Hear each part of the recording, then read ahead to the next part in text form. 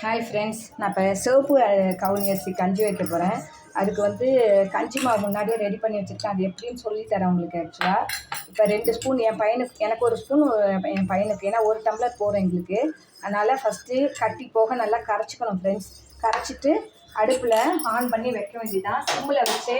ஏன்னா ஏற்கனவே அதை வந்து ஊற வச்சு எல்லாம் பண்ணினதுனால, கலஞ்சி உணர்த்தி ஊற வச்சு பண்ணினால உங்களுக்கு வந்து ரொம்ப நாள் இதுங்க வேண்டாம். அதனால் சீக்கிரமாக ஆகிடும். நான் உங்களுக்கு கொதித்து வரும்போது காட்டுறேன். அதுக்கு நாட்டு சர்க்கரை, ஆக்சுவலாக பால், காய்ச்சின பால், ஏலக்காய் வேணால் போட்டுக்கலாம். ஏலக்காய் தான் பாயசம் மாதிரி இருக்கும், டேஸ்ட்டாகவும் இருக்கும். இது வந்து 2 ஸ்பூன் போட்டதுக்கு ஒரு 3 ஸ்பூன் 4 ஸ்பூன் வந்து உங்களுக்கு தகுந்தாப்புல நாட்டு சர்க்கரை போட்டுங்க. இது நல்லா வெந்து வரணும், சீக்கிரமாக வெந்துடும். அதான் சொன்னேன், முன்னாடியே ஊற வச்சு நான் களைஞ்சி உணர்த்தி அதை மிக்சியில் அரைச்சி வச்சுருக்கேன். அதனால் சீக்கிரமாக வெந்துடும். வெந்து எல்லாம் வந்தோடனே நான் உங்களுக்கு காட்டுறேன் ஃப்ரெண்ட்ஸ். சிம்மில் வச்சே தான் கலரணும், அப்புறம் கட்டி தட்டி போயிடும். முன்னாடியே நம்ம இது பண்ணிட்டோம், இதனால கட்டி தட்டி போயிடும். ஆனால் சிம்மில் வச்சே தான் நீங்கள் கலரணும். ஓகே ஃப்ரெண்ட்ஸ், இதை பாருங்கள், இந்த கஞ்சி கெட்டியாகிட்டே வருது பாருங்கள். போரலை, உங்களுக்கு வந்து தண்ணி போரலை. இப்போ வெந்நீர் இல்லை இது. இப்போ பரவாயில்ல, பச்சை தண்ணி ஊற்றலாம். வெந்நீரும் நீங்கள் பக்கத்தில் கொதிக்க வச்சு ஊற்றிருந்தீங்கன்னா கொஞ்சம் ஊற்றலாம். நீர்க்க தானே இருக்கணும் கஞ்சி, அதனால்.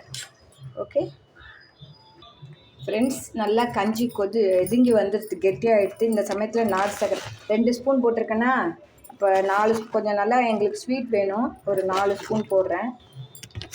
இதை என்ன, சிவப்பு கவுனி அரிசி மட்டும் நல்லா திக்காகும் ஃப்ரெண்ட்ஸ். தண்ணி ஊற்றிட்டே இருக்கணும். இப்போ நாட்டு சர்க்கரை போட்டோன்னே நீர், அப்புறம் பாலும் ஊற்றோன்னே கரெக்டாக இருக்கும். உங்களுக்கு பண்ணி முடிச்சோன்னே காட்டுறேன் ஃப்ரெண்ட்ஸ். ஏலக்காய் பொடி எனக்கு பிடிக்கும், நீங்கள் ஏலக்காய் வேணால் போட வேண்டாம். பாயசம் மாதிரியும் இருக்கும். நான் வந்து இப்போ நியூ இயருங்கனால இன்றைக்கி சுவாமிக்கு அப்படியே நெய்வேத்தியமும் பண்ணிட போகிறேன் இந்த கஞ்சியை.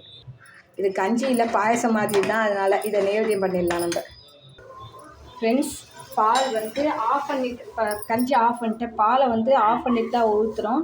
வெல்லம் சில சமயம் வந்து நம்மளுக்கு இதுவாகும், டைரெக்டாக ஊற்றினா வந்து வெள்ளத்தில் வந்து ஒரு வேளை அது வந்து கெட்டு போகிறதுக்கு வாய்ப்பு இருக்குது ஆக்சுவலாக. அதனால் வந்து அதுக்கப்புறம் நீங்கள் வந்து பால் ஆஃப் பண்ணிவிட்டு பால் ஊற்றுங்க. இப்போ கஞ்சி ரெடி.